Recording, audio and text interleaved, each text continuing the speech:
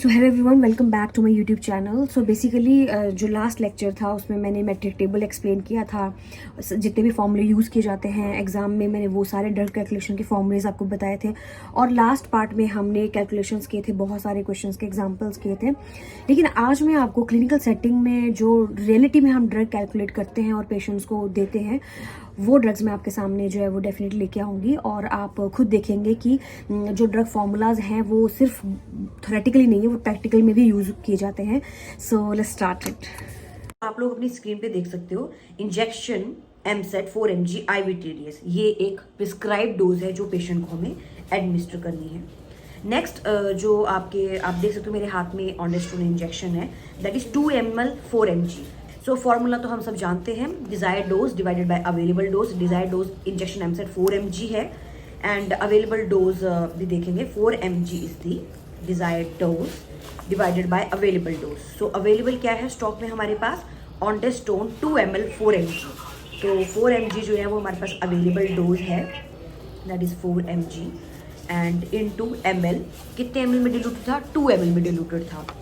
सो अगर हम इसे कैलकुलेट करेंगे तो 4 mg से 4 mg कट हो जाएगा, 2 ml हमें पेशेंट को देना है। So this is very simple.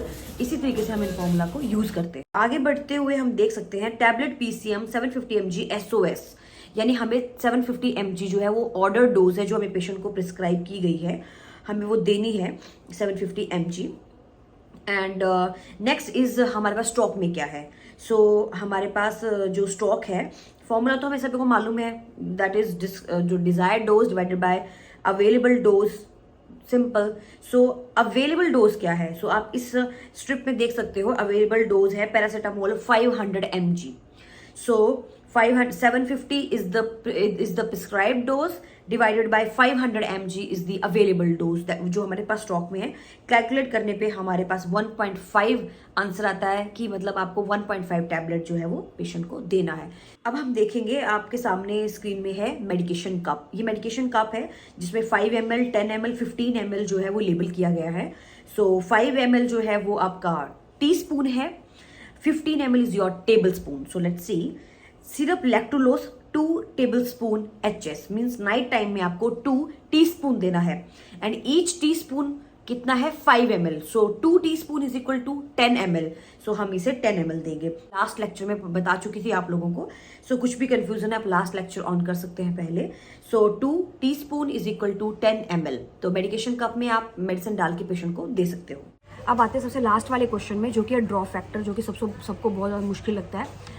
सो एक इंजेक्शन जो डिल्यूट किया है वो है मेरोपेनम, 2 ग्राम डिल्यूट किया है हमने 100 ml में, और उसको 2 घंटे में देना है। और जो ड्रॉप फैक्टर है वो हम वॉल्यूम सेट यूज़ कर रहे हैं, जो कि पेडियाट्रिक सेट होता है ऑटोमेटिकली, तो उसका जो ड्रॉप है वो ऑटोमेटिकली 60 ड्रॉप्स पर मिनट होता है। सो यहाँ पे हमारे पास जो टोटल वॉल्यूम है वो हो गया 100 ml, क्योंकि हमने 100 ml में डिल्यूट किया था, डिवाइडेड बाय 2 आवर्स में उसको देना है, multiply by drop factor 60 units. So जो कैलकुलेशन है, injection meropenem 2000 mg which is 2 gram infused, mix किया है उसे वॉल्यूम 100 ml से और 2 आवर्स में देना है। तो कितनी ड्रॉप्स आप पर मिनट के हिसाब से दोगे। सो फॉर्मूला हमें मालूम है, total volume divided by hours into minutes and drop factor. So 100 ml infuse करना है 2 आवर में, जो कि 60 मिनट से मल्टीप्लाई हो जाएगा, मल्टीप्लाई बाय 60 ड्रॉप ऑल्सो। जब हम इसे प्रॉपर कैलकुलेट करेंगे तो 49.9 ड्रॉप्स जो है वो आप कैलकुलेट कर पाओगे, यानी कि 50 ड्रॉप्स पर मिनट हमें पेशेंट को इन्फ्यूज़ करनी है।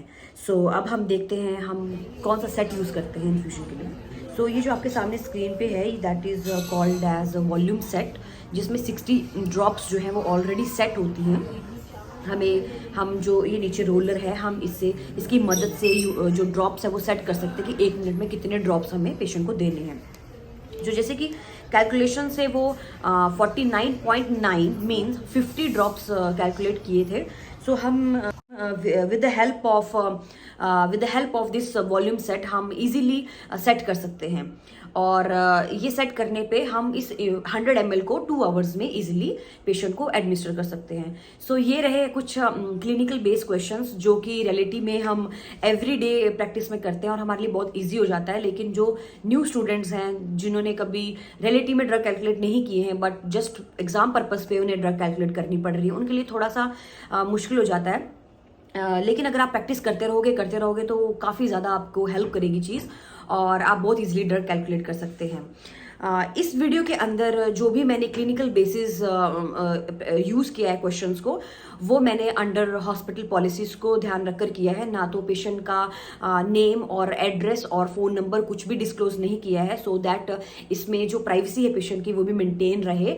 सो thank you so much for watching my video. और बहुत सारी ऐसे क्लिनिकल, पहले theoretical and then practical basis के क्वेश्चंस को अगर आप चाहते हैं कि मैं आपके सामने लेके आऊँ, तो please subscribe and like my channel. Thank you.